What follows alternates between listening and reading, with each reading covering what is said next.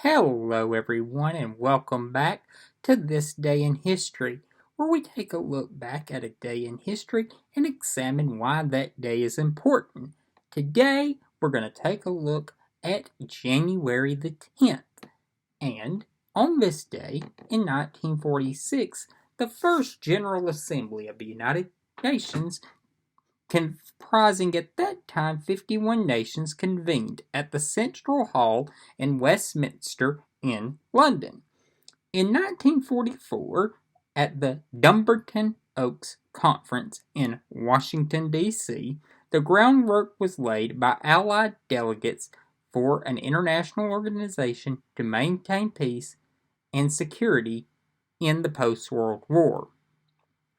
In April 1945, with celebrations of victory in Europe about to commence, delegates from the 51 nations convened in San Francisco to draft the Charter of the United Nations. The charter was signed on June 26 and was ratified formally on October 24th. Also, on this day in 1870, John D Rockefeller incorporated the Standard Oil Corporation. And Standard Oil is still around, though. It operates under a different name because in 1911, in a Supreme Court ruling, it was ruled an illegal monopoly. John D. Rockefeller would go on to become the richest person in the world and was the first billionaire. At the time of his death, at 97 years old, in 1937, adjusted for inflation, his net worth was $350 billion. Mr. Rockefeller was very generous with his money. He was very involved in philanthropy and other causes, giving especially to the cause of education. Some births that have occurred on this day. In 1950, in Missouri, Roy Blunt was born. Blunt is a senator now, but he served previously in the House, rising to the number 3 position, majority whip. In 2005, in September, the majority leader, Tom DeLay, was indicted on some criminal charges in the state of Texas, and Blunt took over as acting majority leader. In January of 2006, DeLay announced that he was going to step aside from the majority leader post and eventually would resign from Congress. During that time, Blunt announced his campaign to keep the permanent job, and he announced that he had a majority of the Republican conference votes. He was going to be the next majority leader.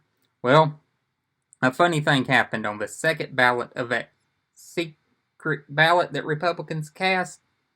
Roy Blunt didn't win. John Boehner actually won and became majority leader. The Republicans would lose control of the House in 2006 and lose even more seats in 2008. And it was at this time that Blunt, who had remained number 3, said, you know what, I'm going to step aside from leadership role. Most likely he would have been defeated by Eric Cantor and would step aside from leadership. And in 2010, he would be elected to the United States Senate and be reelected in a close reelection in 2016. Some deaths that have occurred on this day. In 2014, at 74, Larry Speakes died in Cleveland, Mississippi. Speakes served as the acting White House press secretary from March 30th, 1981 until February of 1987. Now, I say acting because on the day that President Reagan was, John Hinckley attempted to assassinate President Reagan, James Brady was struck. He would later die from those injuries in 2014. The medical examiner would rule his death a homicide. But James Brady was severely injured on that day, and he was never able to return to his job as the White House press secretary, but he maintained that title and position until the end of the Reagan administration. So Larry Speakes was the first one to step in as acting White House press secretary. Fitzwater would take over after Speakes left, but Larry Speakes passed away on this day in 2014. There has been a lot of controversy in recent years about some of the comments that Mr. Speakes made from behind the podium when asked by reporters about the AIDS and HIV epidemic that was just beginning to rage at that time.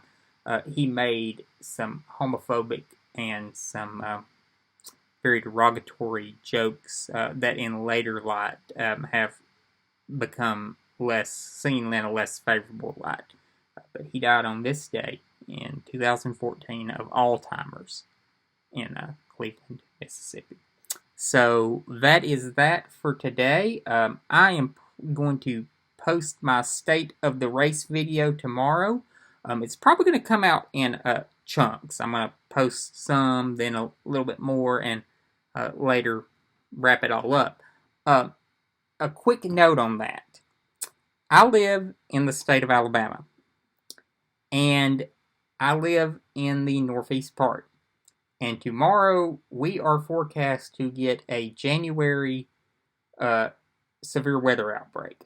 So I may be a little late posting these videos tomorrow. Who knows when the storm's going to roll through my area? They're saying about 3 to 5, but it could be earlier, and it could go later. But I am going to try to get that video out to y'all. It's going to be an interesting day. If you are watching this video in a part of the country, and pretty much everyone is, be weather aware tomorrow, and stay safe out there. Thank you, everybody.